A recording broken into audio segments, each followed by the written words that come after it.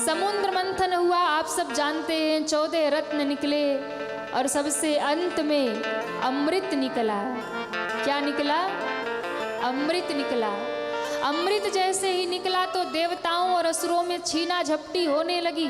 गरुड़ जी अमृत का कलश लेकर भागे और देखिए 4 जगह अमृत का कलश धरती पर रखा गया। आप ध्यान से सुनिए इस कथा को। अमृत का कलश जब निकला तो गरुड़ जी लेकर गए, 8 जगह अमृत का कलश रखा गया, जिसमें 4 स्थान स्वर्ग में हैं और 4 स्थान धरती पे इस भारत भूमि में है। जहाँ उस अमृत के कलश को रखा गया, वो कुंभ, वो घड़ा जो अमृत से भरा हुआ था, उसे लेकर गरुड़ जी धरती पर आए और सबसे पहले उस अमृत के कलश को धरती पे 4 स्थान पे रखा।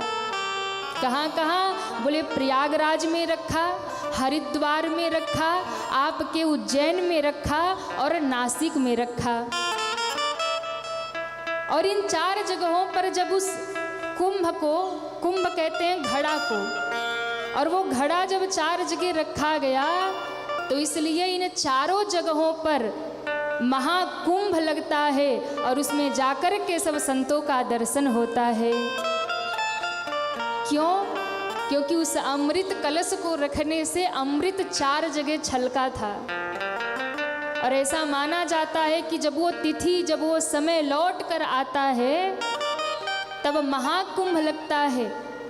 और जब महाकुंभ लगता है तो वो जो अमृत है उस तीर्थ में प्रकट हो जाता है। इसलिए जब महाकुंभ 12 वर्षों में लगता है, देखिए इस बार प्रयागराज में महाकुंभ लग रहा है। 6 वर्षों में अर्धकुंभ, 12 वर्षों में महाकुंभ। और जब महाकुंभ लगे ना तो जाकर के हमें भी दर्शन करना चाहिए, स्नान करना चाहिए, उसका बड़ा लाभ होता है। और इस बार प्रयागराज में महाकुंभ लग रहा है। संत महात्मा एकदम तैयारी में लगे हैं महाकुंभ के स्नान में। और देखिए तीर्थ में जाइए, प्रयाग में जाइए, नासिक में जाइए, कहीं भी जाइए, महाकुंभ में जाइए, उज्जैन में जाइए, तो कुछ बातों का ध्यान जरूर रखिए। अभी महाकुंभ लग रहा है, बहुत से लोग जाएंगे, जैसा यथोचित समय मिल जाए जाना चाहिए, स्नान करना चाहिए। और महाकुंभ में जब आप जाकर के गंगा, यमुना, सरस्वती जो नदियों का संगम है उसमें जब स्नान करते हैं तो स्नान मात्र से ही अक्षय पुण्य की वहाँ प्राप्ति हो जाती है, जो कभी क्षय नहीं होता, अक्षय पुण्य की।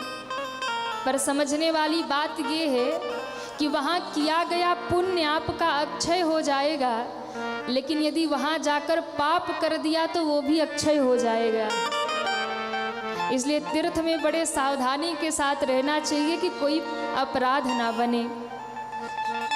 वहाँ जाकर निंदा चुगली मत करिए, वहाँ जाकर दूसरों की बुराई मत करिए, वहाँ जाकर किसी के लिए गलत भावना मत कीजिए।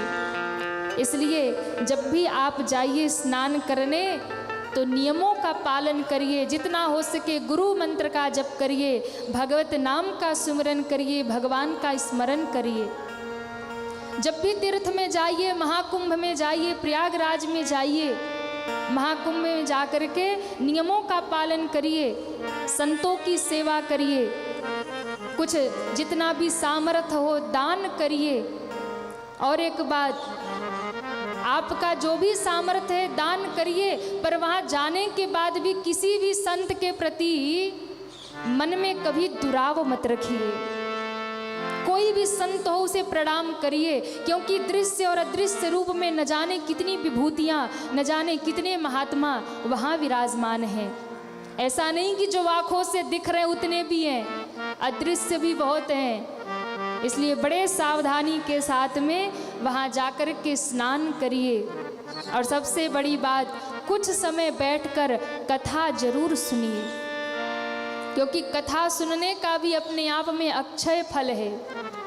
इसलिए जब भी महाकुंभ में जाइए, जब भी आपको समय मिल जाए, यदि सुविधा बन जाए तो अवश्य जाइए, दर्शन करिए, स्नान करिए, सेवा करिए।